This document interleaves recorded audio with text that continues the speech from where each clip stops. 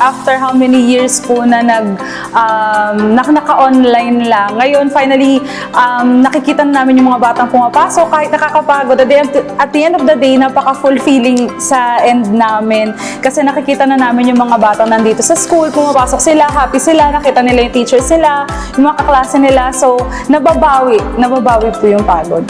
Alam naman natin pag sinabing PCCR, ang impact talaga sa mga estudyante, not only sa estudyante, sa community and the entire Philippines na kumakalat yan eh. Ay, ito talaga si PCCR, maganda naman talaga ang PCCR. Na-excite nga po ako lalo na po na nakikita ko yung mga classroom natin, may ilaw, may estudyante, may teacher na nagtuturo. Since 2019, ngayon lang po ulit ako nakita or nakakausap ng mga bata na face-to-face po talaga. Sobrang saya ko kasi syempre po, dahil ngayon po kasi sa ngayon generation po kasi, mas maganda kung nakikisocialize na ho yung mga estudyante, sa kapwa estudyante rin ho. Nung first year po kami, online lang po. Hindi ko po masyadong ramdam yung school. Pero nung second year na po, nag-ROTC po kami. Medyo masaya po kami dahil magkakasama na po kami. Lahat po sila nakangiti, tumatawa. Nung nag-announce po kami ng laro, lahat sila pumila para lang sa games. Excited sila. Tapos, gustong-gusto nila nakikihalubilo sa teachers nila. Nakaabot po ako ng, kanina nag-observe ako, nakaabot ako ng teachers na nakikipagbiruan pa sa mga estudyante. Sa totoo lang po, may student po na na-assist ko na ang sinabi niya sa akin, hindi daw po siya makatulog dahil na-excite po siyang pumasok. Kagabi nga lang po nakaayos na yung damit niya. Masaya po sila na nakita po nila talaga yung mga kaklase po nila, then mga teachers. Nakikita ko po na yung school po ay nag-improve at sobrang ganda po tingnan.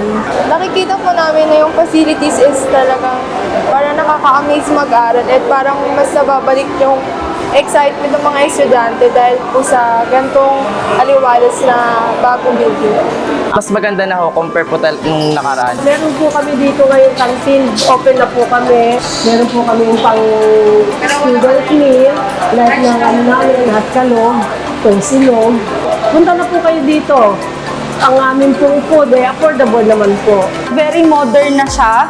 May touch na siya ng modernity, and also ngayon kasi very aesthetically pleasing na siya. Superb ang ating equipment dito tsaka facilities. Makikita nyo naman, 'di ba? Dito pa lang pagpasok pa lang sa entrance, 'di ba? Parang napaka high-tech na. Maaliwalas po ngayon kasi yung kulay po ng facilities po natin maliwanag na at mukha po siyang malinis at malawak. Mas nakakainggan nyo pong mag-aral dahil mas gumanda pa po yung PCCR. Nagpapasalamat din ho ako na tinanggap po ako dito sa school. Sobrang welcoming po nila sa mga student, kaya ayun po, sobrang thankful po ako sa kanila. Maraming po salamat po sa PCCR sa pagtanggap niyo po sa mga bata, maging po sa mga teachers.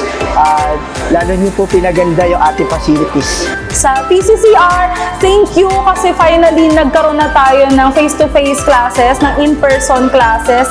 Salamat po sa PCCR dahil ginagawa nyo po yung best nyo para sa mga estudyante yung nag-aaral po dito. Thank you po sa ganitong klase ng improvement dahil mas naengganyo po yung mga bata na pumasok po dito. Sa mga estudyante na gusto pang humabol para mag-enroll dito sa PCCR, mag-enroll na kayo. Napaka-intense ang magiging experience ninyo rito. Sa mga gusto pa pong mag-enroll, open pa yung enrollment natin hanggang September 30. Lumapit lang kayo kahit sa Facebook page, kahit sa email natin. Habang maaga pa, mag-enroll na kayo sa PCCR.